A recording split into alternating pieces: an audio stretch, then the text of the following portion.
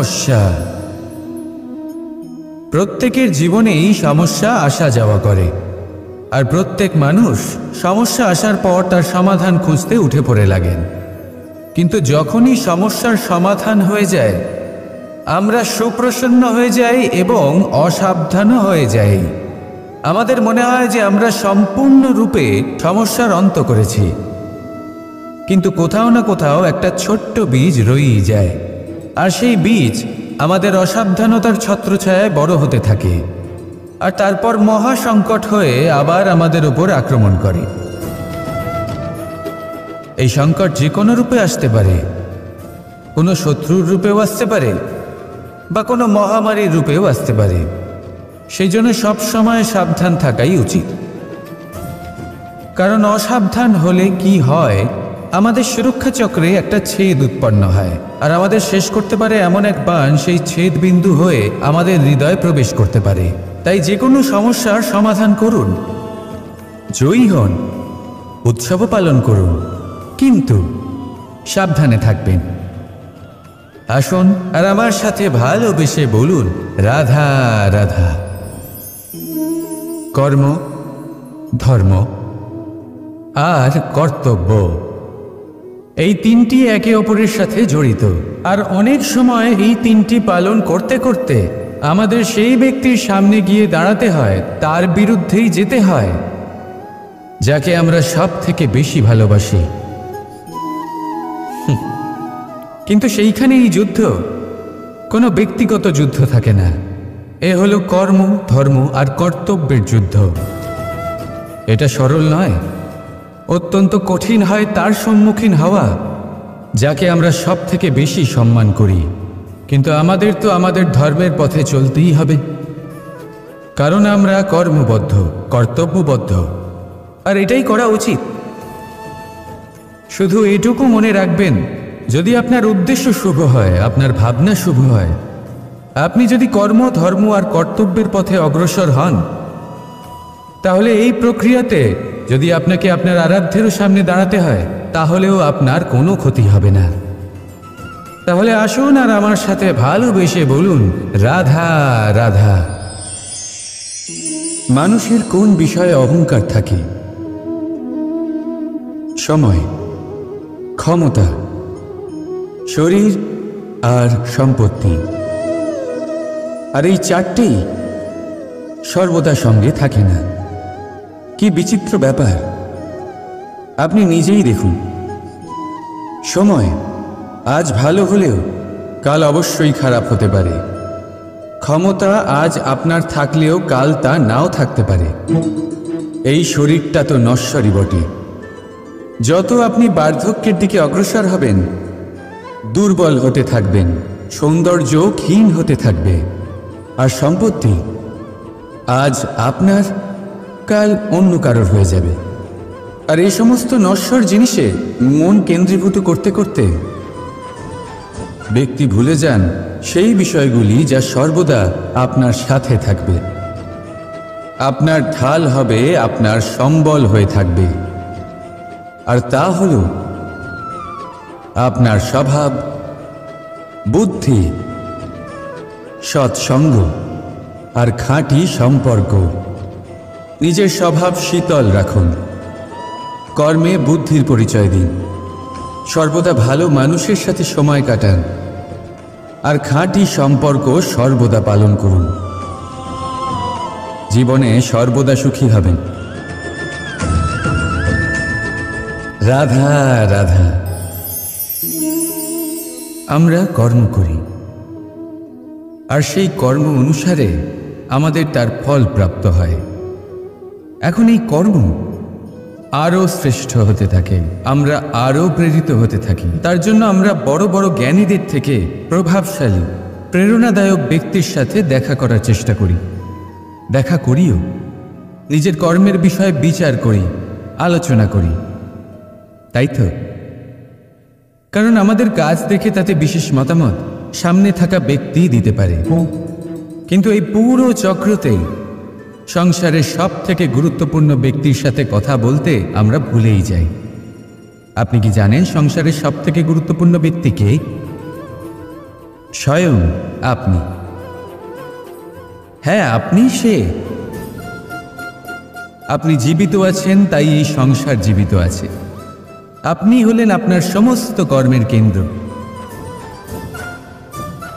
তাই এবার থেকে প্রতিদিন একটু সময় নিজের জন্য বের করে নিজের সাথে কথা বলুন। নিজেকে বুঝুন, নিজের কর্মকে বুঝুন। কিছু প্রশ্ন আসবে, কিছুর উত্তর পাবেন। আরও কিছু প্রশ্ন আসবে যার উত্তর আপনি অবশ্যই পাবেন, কিন্তু এটা করবেন অবশ্যই, নয়তো আপনি এই সংসারের সব থেকে গুরুত্বপূর্ণ ব্যক্তির সাথে দেখা করার সুযোগই হারিয়ে ফেলবেন। এবার বলুন, আপনি কি এরকম চাইবেন? রাধা রাধা, প্রেম, ঘৃণা, এই দুই হলো একই শব্দ। কিভাবে? দেখুন না, দুটোতেই আড়াই অক্ষর রয়েছে। দুটোই হলো সেই অনুভূতি যা আমাদের মনের সাথে জড়িত, আর এই দুই অনুভূতির সাথেই জড়িত মানুষ আমাদের জন্য গুরুত্বপূর্ণ। পার্থক্য শুধু এটাই যে প্রেম পায় সম্মান আর ঘৃণাকে করা হয় অবজ্ঞা। এরকম কেন? কারণ প্রেম হলো সেই অনুভূতি যেখানে মানুষ সব কিছু দিয়ে দিতে চায়, সব কিছু লুটিয়ে দিতে চায়। সেখানে ঘৃণা হলো এমন অনুভূতি যেখানে মানুষ সব কিছু কেড়ে নিতে চায়, সব কিছু জিতে নিতে চায়। তাও প্রেমের অনুভূতি কখনো আপনাকে হারতে দেয় না, আর ঘৃণার অনুভূতি কখনো আপনাকে জিততে দেয় না। এবার কি করবেন আপনি? একটাই জীবন, ঘৃণার সাথে বাঁচবেন নাকি প্রেমের সাথে? আমি তো প্রেমকেই চয়ন করব। রাধা রাধা। পাওয়া এবং হারিয়ে ফেলা, এই দুই হলো জীবনের অভিন্ন অঙ্গ। আমরা যেমন কিছু পেয়ে থাকি, তেমন কিছু হারিয়েও থাকি। কিছু স্বপ্ন সার্থক হয়, আবার কিছু লক্ষ্য অপূর্ণই থেকে যায়। জীবনে এটা হয়েই থাকে, প্রত্যেকের জীবনেই এটা হয়ে থাকে। কিন্তু কারোর সাথে দেখা হলে আমরা কি ধরনের কথা বলি? আমরা সেই কথাই বলি যা আমরা হারিয়েছি। নিজেও দুঃখ পাই, আবার সামনের মানুষটাকেও দুঃখ দিই। তার থেকে অন্যরকম কিছু করার চেষ্টা করুন, ধনাত্মক চিন্তা করার চেষ্টা করুন। মন সেদিকেই দিন, স্মরণ শুধুমাত্র তাকেই করুন, গুরুত্ব তাকেই দিন যিনি আপনার কাছে রয়েছেন। যিনি আপনার কাছে নেই তার আশায় কষ্ট কেন পাচ্ছেন আপনি? সেগুলিকেই প্রাধান্য দিন যা আজ এখন বর্তমানে আপনার কাছে রয়েছে। যেমন আমি কংস মামাকে স্মরণ করি না, যিনি আমার ছেলেবেলা নষ্ট করে দিয়েছেন। আমি স্মরণ করি আমার যশোদা মাকে, আমার বলরাম দাদাকে, আমার রাধাকে, যারা আমার জীবনকে ভরিয়ে তুলেছেন। আপনিও ঠিক এটাই করুন, আর আমার সাথে ভালোবেসে বলুন, রাধা রাধা। কথায় বলা হয়, জীবনে ভালোবাসাই হলো সুখের মূল। এটা সত্য। এবার প্রশ্ন হলো এটাই যে এই ভালোবাসা কার সাথে করা উচিত? যদি আপনি কিছুক্ষণের জন্য সুখ পেতে চান, তাহলে ভালোবাসুন নিজের রুচি মতো। যদি আপনি কিছুদিনের জন্য সুখ পেতে চান, ভালোবাসুন নিজের বন্ধুদের। যদি আপনি কয়েক মাসের জন্য, কয়েক বছর বা অনেক বছরের জন্য সুখী হতে চান, তাহলে ভালোবাসুন নিজের পরিবারকে, মাতা পিতা, নিজের সন্তান, স্বামী স্ত্রী, নিজের আত্মীয়দের। কিন্তু যদি আপনি চিরকালের জন্য সুখী হতে চান, তাহলে ভালোবাসতে হবে শুধু নিজের কর্মগুলিকে। কারণ সম্পর্ক যেমনই হোক না কেন, কখনো না কখনো ভেঙে যাবেই। এই সংসার হলো এমনই যে যাদের সঙ্গ আমরা পাই, তাদের সঙ্গ একদিন ত্যাগ করতে হয়। শুধু কর্মই হলো এমন এক সঙ্গ যা কখনো আপনাকে ত্যাগ করবে না। আপনার মৃত্যুর পরেও এই কর্ম আপনাকে বাঁচিয়ে রাখবে। তাই সবসময় মনে রাখবেন, এই কর্ম ধর্ম মনে করে পালন করা উচিত। জীবনের শেষ মুহূর্ত পর্যন্ত কর্মকে ভালোবাসুন, জীবনের শেষ মুহূর্ত পর্যন্ত সুখে থাকবেন। আর আমি তো সবসময় বলি, শুধু কর্ম করতে থাকো, ফলের চিন্তা করো না। তাহলে আসুন আর আমার সাথে ভালোবেসে বলুন, রাধা রাধা। পরিস্থিতি কখনো এটা ভালো থাকে, আবার কখনো মন্দ হয়ে যায়। কখনো এই পরিস্থিতি আমাদের পক্ষে থাকে, আর কখনো এই পরিস্থিতি অনুযায়ী আমাদের চলতে হয়। কোনো বিকল্প থাকে না। কিন্তু যখনই এই পরিস্থিতি খারাপ হয়ে যায়, তখন কি করা উচিত সেই প্রশ্ন মনে জেগে ওঠে। পরিস্থিতি যখন প্রতিকূল হয়, তখন আমরা কিছু হারালে তা হারিয়ে ফেলি, ঠিক আছে, কিন্তু যা বাকি আছে সেটা আমরা আগলে রাখতে পারি। পরিস্থিতিকে সামলে রাখার চেষ্টা আমরা অবশ্যই করতে পারি, শুধু সেটুকুই আমাদের হাতে রয়েছে।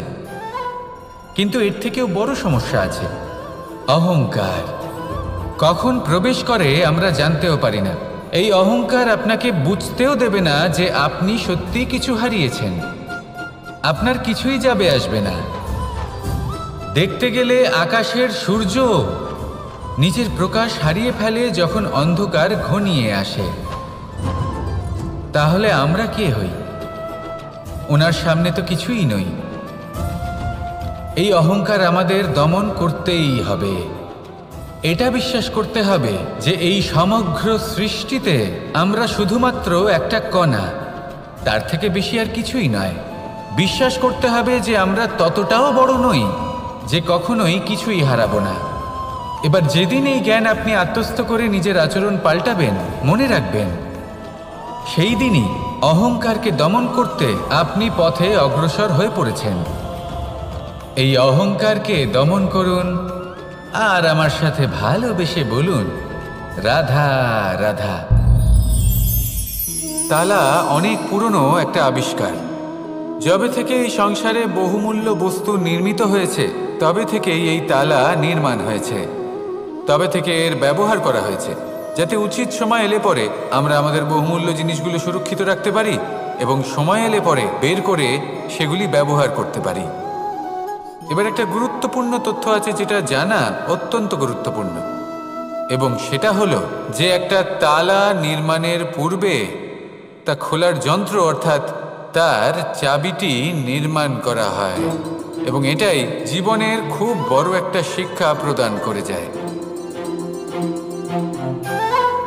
আমাদের জীবনে যখনই কোনো সমস্যা আসে, তখন ভয়ভীত হওয়ার কোনো দরকার নেই, কারণ এই প্রকৃতি, এই ঈশ্বর এই সমস্যার সমাধান তথা এর চাবি আগে থেকেই নির্মাণ করে রেখে দিয়েছেন। শুধু দরকার হলো সেই সমস্যার ঊর্ধ্বে উঠে সেই সমাধান খুঁজে বের করা। মানুষ অনেক সময় সমস্যা দেখে ভীত হয়ে পড়েন, চিন্তিত হয়ে পড়েন, নিজের বিবেক হারিয়ে ফেলেন। আপনার শুধু এই মনকে শান্ত করা প্রয়োজন। এই শান্ত মনের সাথে এই সমস্যার নিবারণ খুঁজে নিতে হবে। তাই সমস্যা যতই তীব্র হোক না কেন, ভয় পাওয়ার কোনো প্রয়োজন নেই। পরম শান্ত মনে সমাধান খুঁজে বের করুন। আসুন আমার সাথে ভালোবেসে বলুন, রাধা রাধা। মানুষ বড়ই বিচিত্র প্রাণী। অধিক থেকে অধিকতর ধন লাভ করার চেষ্টায় নিজের শরীরকে নষ্ট করে ফেলেন, নিজের শক্তি হারিয়ে ফেলেন, নিজের সামর্থ্য হারিয়ে ফেলেন। আর যে ধন লাভ করেন সেটা কোথায় যায়? সেই শক্তি, সেই সামর্থ্যকে আবার ফিরে পাওয়ার জন্য।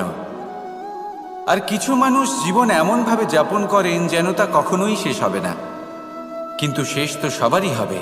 আর যখনই শেষটা কাছে চলে আসে, তখন মানুষ এটা বুঝতে পারেন যে সে জীবনকে উপভোগ করেননি। তার কারণটা কি? লালসা। এই লালসা জন্ম দেয় লোভকে, আর এই লোভ জন্ম দেয় আপনারই বিনাশকে। সেই জন্য আজ আপনার কাছে যা কিছু আছে, যেমনটা আছে তার সাথে জীবন যাপন করুন, পূর্ণরূপে যাপন করুন। আপনার কাছে যতই ধন, শক্তি, মান থাকুক, তা সবার মধ্যে ভাগ করতে শিখুন। ভাগ করলে ভালোবাসা বাড়ে, আর এই ভালোবাসা দ্বারা জীবন আরও সুখময় হয়ে ওঠে। তাহলে আসুন আর আমার সাথে ভালোবেসে বলুন, রাধা রাধা। মানুষ সত্যের সাথে অবগত হবার জন্য ব্যাকুল হয়ে থাকে, চিরকাল চেষ্টা করতে থাকে। জন্ম থেকেই তার মনে এই ইচ্ছে জাগ্রত হয় সত্যিটা কি সেটা জানতে। এবার এই ইচ্ছে এটা পূর্ণ কিভাবে করা যেতে পারে? কারোর মনে হয় যে জ্ঞান অর্জন করলেই এই ইচ্ছে পূর্ণ হতে